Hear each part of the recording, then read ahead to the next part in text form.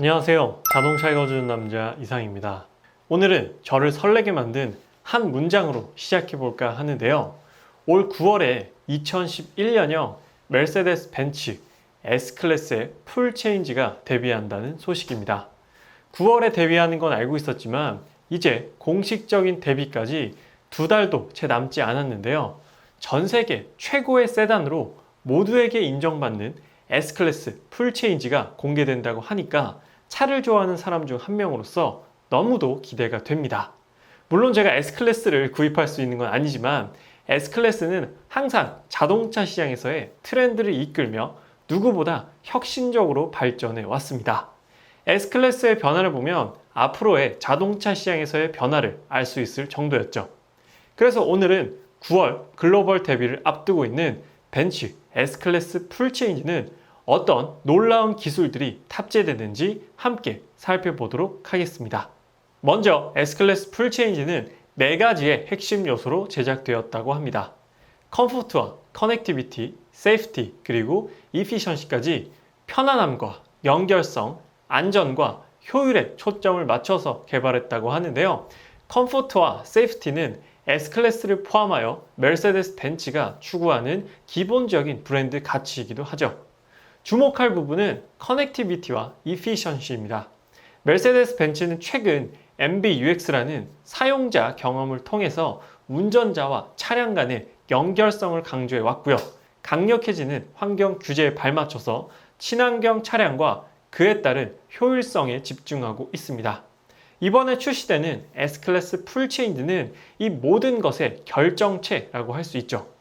개인적으로 벌써부터 가슴이 막 두근거리는 이유이기도 합니다. 메르세데스 벤츠가 포함된 다임러 그룹은 2019년 CES에서 케이스라는 미래 전략을 발표했었습니다. CASE, 케이스는 Connected, Autonomous, 즉 자율주행, Shared and Service, 공유 서비스, 그리고 Electric, 전동화를 뜻하는 미래 전략입니다. 이 4가지를 핵심 요소로 발표하였는데요. 이 중 Shared and Service를 제외한 3가지가 9월에 출시되는 S클래스 풀체인지에 접목되어 있습니다. 커넥티드 서비스와 자율주행, 그리고 전동화 모델까지 말이죠. 벤츠는 앞으로 순수 내연기관보다는 48V 마일드 하이브리드가 추가된 EQ 부스트와 플러그를 꽂아서 충전할 수 있는 플러그인 하이브리드 EQ 파워를 주력 라인업으로 구성할 계획을 가지고 있습니다. 그에 따라 이번 S클래스 풀체인지 오피셜 영상이 나오고 있는 모델 또한 1회 충전으로 무려 100km를 순수 전기로 갈 수 있는 플러그인 하이브리드 모델입니다. 현재 벤츠에서 플러그인 하이브리드 모델을 판매하고 있는데요. 순수 전기로 35km 정도 가는 것과 비교해 본다면 거의 3배 가까이 늘어난 거리를 보여줍니다. 다시 이번 S클래스 풀체인지 핵심 요소 4가지로 돌아와서 기존 벤츠가 중요시하던 컴포트와 세이프티 외에 커넥티비티와 이피션시에 대해 오늘 자세히 말씀드릴까 합니다. 이피션시는 가솔린 기반의 48V 마일드 하이브리드와 플러그인 하이브리드 투트랙으로 강조될 것 같고요. 그럼 순수 전기차는 안 나오느냐? 물론 순수 전기차도 나옵니다. 벤츠는 현재 순수 전기차 라인업을 EQ 라인업으로 독립시켜서 현재 SUV 모델인 EQ-C가 판매되고 있죠. 플래그십 세단인 S클래스의 순수 전기차 버전은 EQ-S로 내년에 출시될 예정입니다. 오늘 설명드리는 S클래스 풀체인지와는 플랫폼도 완전히 다른 차이죠. 벤츠에서 내년에 EQ-A도 나올 예정이라고 하니까요. 전기차 시장의 파이는 정말 계속해서 커질 것 같습니다. 지금 보고 계신 사진은 S클래스 풀체인지 양산 모델에 가까운 컨셉트카 인테리어의 모습입니다. S클래스 풀체인지의 인테리어는 이 사진 속 모습과 거의 똑같다고 보셔도 무방할 것 같은데요. 제일 눈에 띄는 부분은 2개의 대형 디스플레이입니다. 풀 디지털 계기판에 이어서 중앙 센터 패시아 모니터가 굉장히 커졌음을 확인해 볼 수 있죠. 핸들 디자인은 페이스리프트된 E클래스와 동일한 디자인이 적용되어 있습니다. 마치 잠자리를 닮았다라는 얘기도 나오는 디자인이죠. 그리고 또 하나 눈에 띄는 점은 헤드업 디스플레이 크기입니다. 계기판 모니터 뒤를 살펴보면 어마어마한 크기의 헤드업 디스플레이가 보이는데요. 이 헤드업 디스플레이는 어떤 엄청난 기능을 가지고 있는지 잠시 후에 자세히 말씀드리고요. 그리고 아마 예리하신 분들은 이 사진을 보면서 뭔가 이상하다라고 느끼셨을 텐데요. 뭔지 눈치채셨나요? 바로 송풍구가 없다는 것입니다. 컨셉트카라 송풍구가 없는 상태고요. 다음 사진을 한번 보시죠. 이 두 장의 사진은 S클래스 풀체인지 인테리어가 완벽히 유출된 사진인데요. 앞의 사진과 거의 동일한 모습이면서 송풍구만 추가되었습니다. 송풍구 디자인은 개인적으로는 좀 별로인 것 같아요. 자연스럽게 녹아든 느낌이 아니라 전체적인 인테리어 디자인과 좀 따로 노는 느낌도 듭니다. 이건 S클래스답지 못하다라는 생각도 드는데요. 기능적으로는 이전에 동그랬던 디자인보다는 더 넓은 범위를 하고 있어서 빨리 시원해지고 빨리 따뜻해질 것 같긴 합니다. 인테리어는 적응되는데 시간이 좀 필요할 것 같습니다. 인테리어에서 가장 눈길을 사로잡았던 디스플레이를 좀 자세히 살펴볼게요. 현재 S클래스를 비롯하여 많은 벤츠들이 12.3인치 듀얼 와이드 스크린 모니터를 양쪽에 적용하고 있는데요. 많은 타 브랜드들도 이 디자인을 많이 벤치마킹하고 있습니다.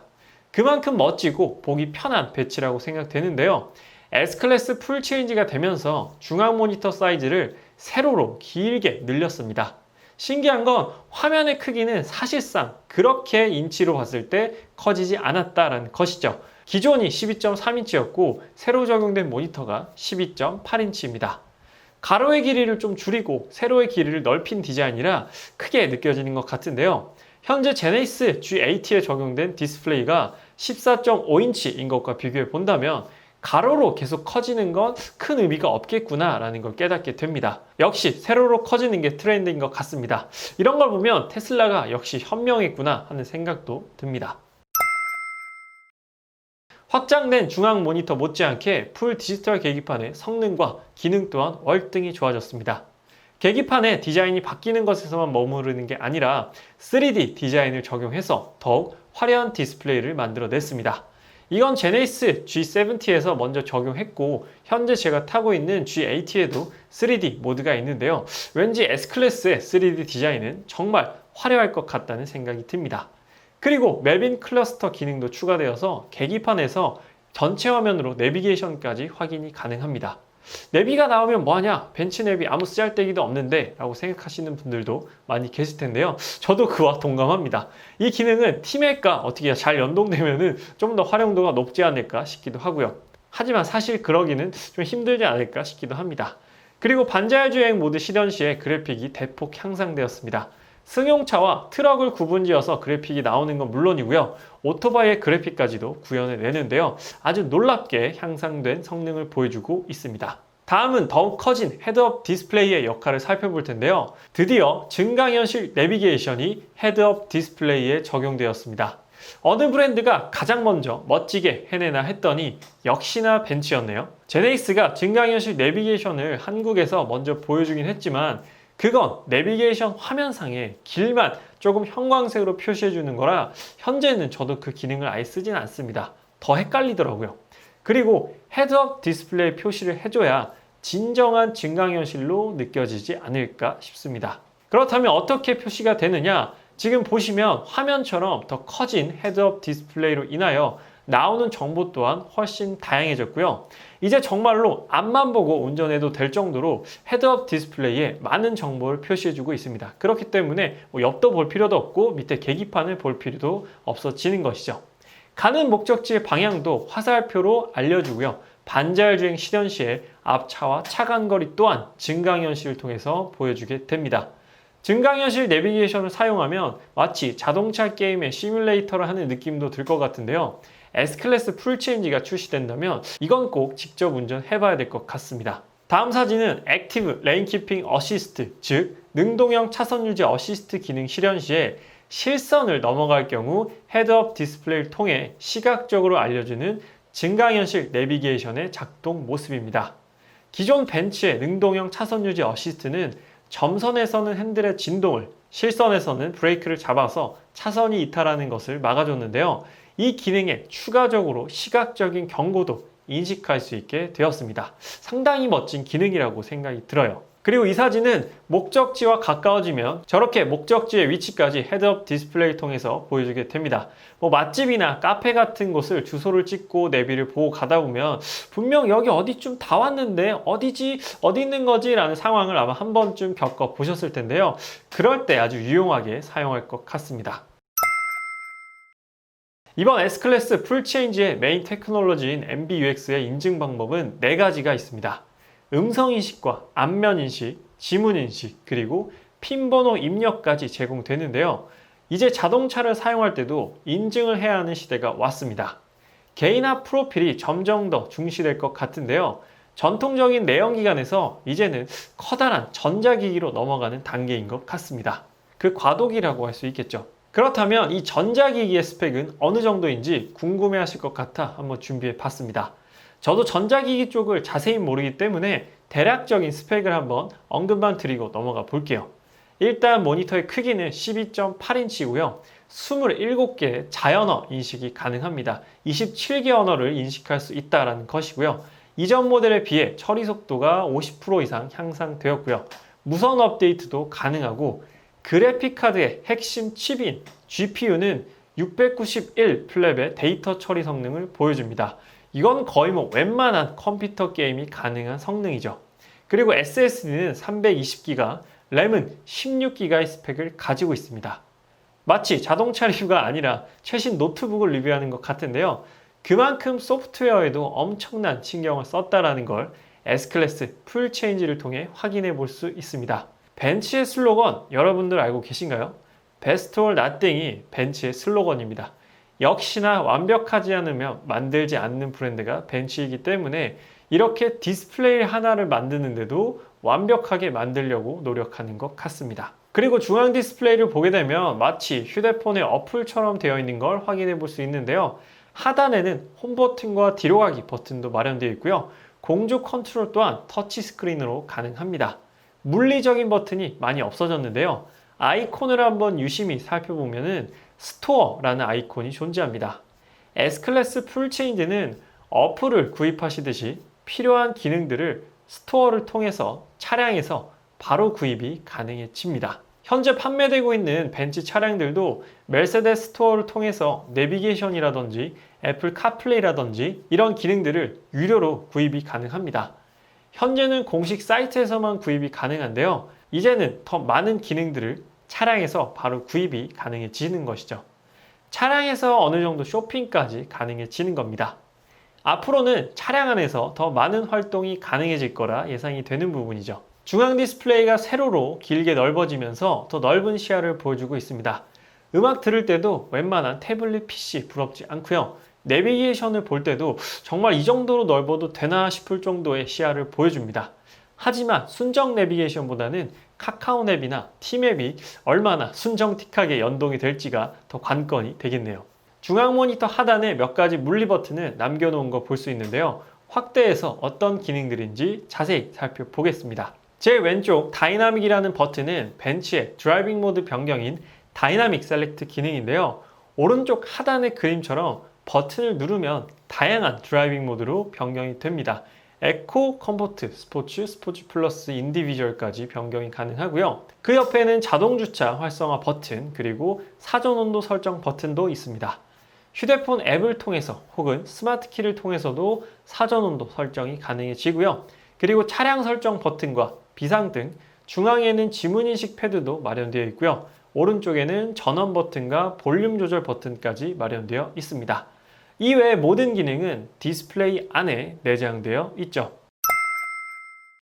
마지막으로 핸들 디자인을 한번 자세히 살펴보면 먼저 공개된 E클래스 페이스리프트와 동일한 디자인을 가지고 있으며 기능적으로도 큰 차이를 보이고 있진 않습니다. 다만 화면 속 핸들 디자인은 D컷 핸들과 좌우에 타공 처리가 되어 있는 걸로 보아서 AMG 라인이거나 상위 트림의 핸들로 보여집니다. 핸들 좌우에는 많은 버튼들이 존재하는데요. 물리적으로 누르는 버튼은 하나도 없이 모두 터치식으로 작동합니다. 왼편은 디지털 계기판을 컨트롤할 수 있게 되어 있고요. 반자율 주행과 관련된 기능들을 조작할 수 있는 터치 버튼들이 마련되어 있습니다.